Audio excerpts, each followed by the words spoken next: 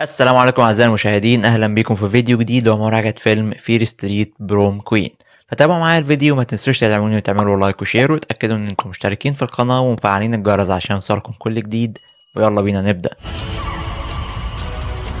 يبدأ حفل تخرج مدرسة شيدي سايد عام 1988 بتنافس الطالبات على لقب ملكة جمال الحفلة، ولكن سرعان ما تنقلب الأمور ويصبح التنافس على من تبقى حية. سلسلة أفلام فير ستريت كانت واحدة من مفاجآت عام 2021، سلسلة كده قدرت إنها تقدم رعب غير تقليدي بأجواء ممتعة كانت غايبة عننا من سنين. كان لا يعيبها فقط بس غير استخدامها للأجندات، وإن الأجندات هي جزء محوري من القصة بتاعتها. فهل الفيلم الجديد من عالم فير ستريت هيكون قادر إن هو يعيشنا في نفس الأجواء الممتعة دي ولا لأ؟ بيبدأ الفيلم بإعادة تقديم مدينة شيدي سايد، المدينة سيئة السمعة اللي محدش يحب إن هو يعيش فيها، وبعدين بيقدم شخصياته اللي هما بيكونوا عبارة عن بعض الفتيات اللي بيتنافسوا على لقب ملكة جمال حفلة التخرج. أهمهم بالنسبة لنا هيكون لوري، الفتاة المنبوذة اللي بتحاول إن هي تكسب اللقب ده، علشان في مخيلتها إن خلاص بعد ما هتكسبه المدينة هتبدأ إنها تتقبلها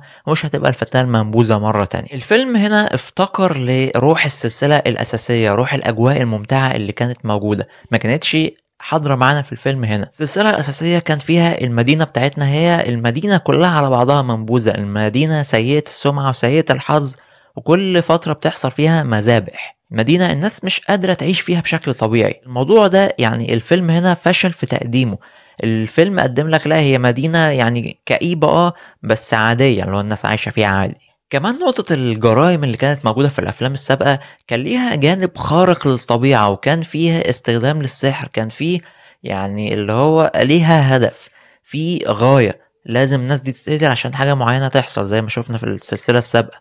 إنما هنا الموضوع مختلف تماما، موضوع بعيد كل البعد عن الكلام ده. في الأفلام السابقة كان في مبرر، علشان كان في غاية لازم يتوصل لها، انما هنا الموضوع تحسه ان هو اجرام وخلاص، السبب اللي المجرم بيقتل عشانه سبب تافه جدا.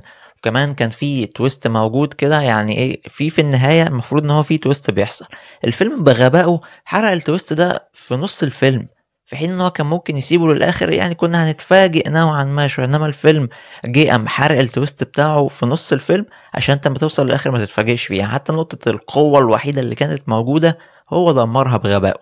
الفيلم على المستوى القصصي هو فشل في تقديم أجواء ممتعة زي السلسلة السابقة. نتكلم دلوقتي عن الإخراج. بالنسبة للإخراج ففي مشاهد قتل دموية موجودة معانا، وفي بقى محاولات لاستخدام الزوايا والكادرات والتصوير والألوان والكلام الجميل ده كله، ولكن الإخراج هنا ربما يكون قدم مشاهد قتل تكون كويسة لبعض الناس، ولكنه هو فشل ذريع في سرد القصة بتاعته. وكمان برضو حاجة من الحاجات اللي فشل فيها وبقوة هي توجيه الممثلين في الأداء التمثيلي، وده يودينا للكلام عن الأداء التمثيلي اللي كان موجود في الفيلم. الأداء التمثيلي هنا كان ضايع، بطلات الفيلم هم عبارة عن بنات، وأسهل حاجة إنك لو جبت بنت قلت لها صرخي هتقوم مصرخة على طول. أسهل حاجة إن أنت تخلي تطلع منظر بنت على الشاشة إن هي مرعوبة، ده شيء سهل. الفيلم هنا فشل في تقديم الموضوع ده.